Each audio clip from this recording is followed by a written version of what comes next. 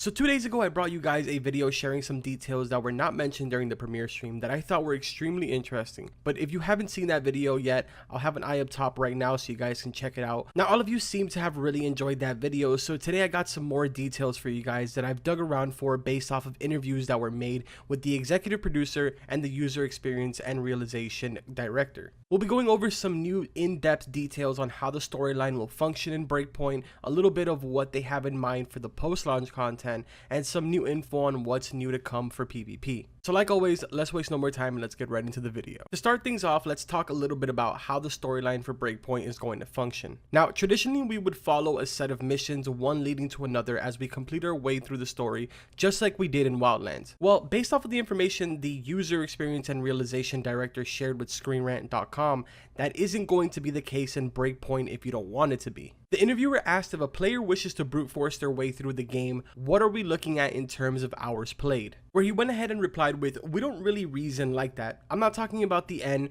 but there won't be rolling end credits in the game. There is a storyline with a sense of closure at some point, but it will still be open. And after that, there will be more content to continue the story after the release of the game. There is lots of objectives that you can set for yourself. There are what we call faction missions where you can help different factions that are renewed every day in the game. There are more characters to discover that are hidden everywhere in the world, and it's not like missions that are put in your face. It's up to you to discover and do this content.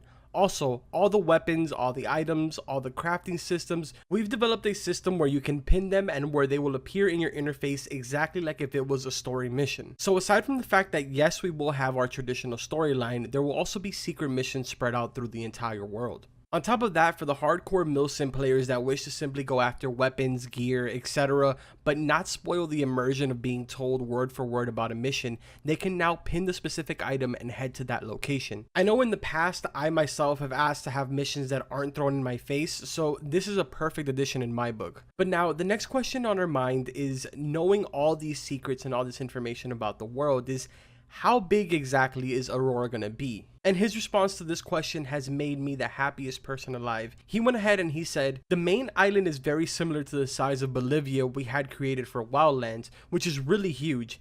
Even myself, there are places that after playing long hours I discovered.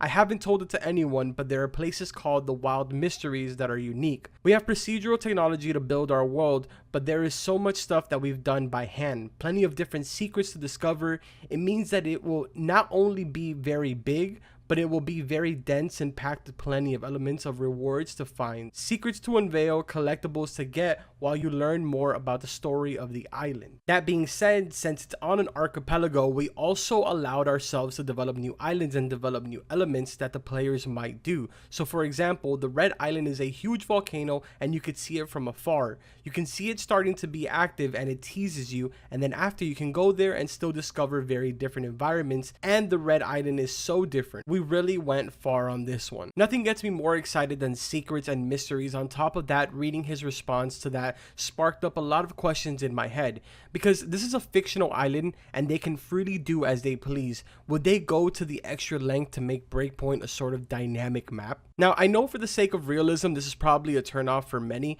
but for the sake of endless and great content, it sounds like a great idea. The interviewer did go ahead and ask him if new islands would come to Breakpoint, where he went ahead and said, yeah, I don't know if we're supposed to talk about it, but yes, we are already planning a new island. He also goes on and talks about the fact that on day one, when you open up the map, you will be able to see this new content sort of teased in the map. But honestly, the PvE this time around is sounding like it's going to be absolutely insane, and I'm all for it. But moving into the PvP details now, as we all heard during the premiere, we'll really be getting all of the juicy stuff come August during Gamescom, but people over at Geeks.com had an interview with Nordine, the executive producer, and they went ahead and asked him if the survival elements that are being introduced will be any significant in PvP, where he went ahead and replied with, the PvP developed for Breakpoint is from Ghost War, which is the name of PvP in Wildlands. We added gameplay elements like the impact slopes have during engagement, Before, the terrain had no effect on your speed. Now, some places may be difficult to attack or defend